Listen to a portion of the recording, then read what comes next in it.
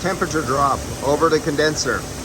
So we got 109 degrees and 76 degrees, the inlet and outlet. And as you can see, my SLT, I have that clamp at the inlet of the condenser. So I'm taking the temperature right here and the temperature at the outlet. We got roughly a 33 degree difference right there. That's the drop across the condenser.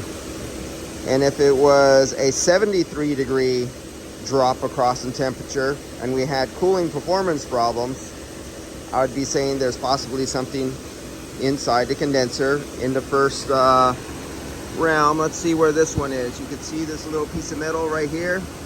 That is our first passage. Now, and then you see another one right here. That little clip off right there.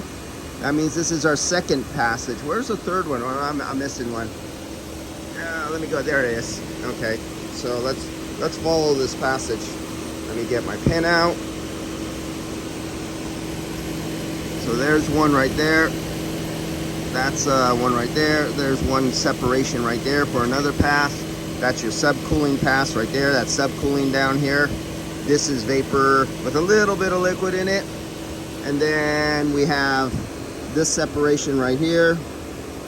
And there's our separation for our subcooling down here. All this is subcooling.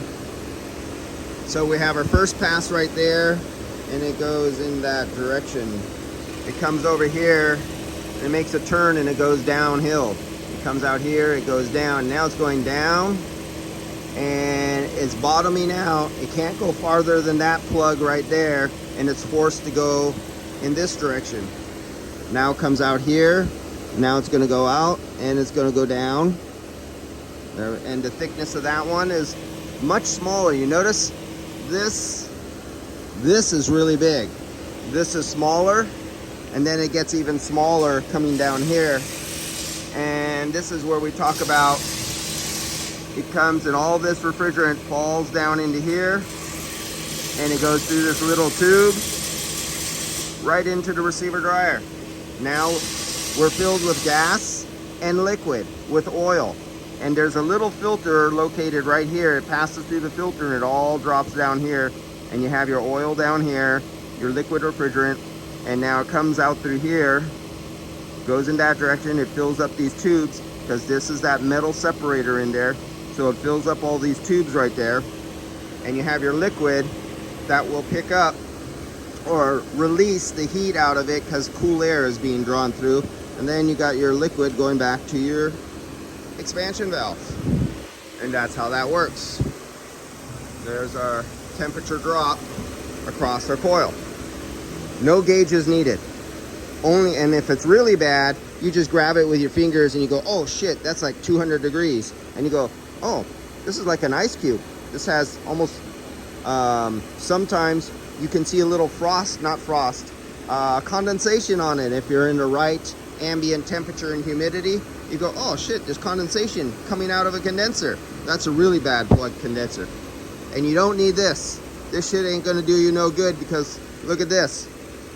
If it's not that bad, it's located, the service valve is on the liquid side, but it's plugged right here on this first pass. So over here, you'll have 300 PSI, but over here, you might have 150 PSI because of the plugging is happening right here. That becomes your expansion valve. All right, guys, I'll see you later. S-Man, SM48V. Don't forget your high vacuum hose, silicone, and your field piece vacuum pump. See you guys. Oh, and field piece scale.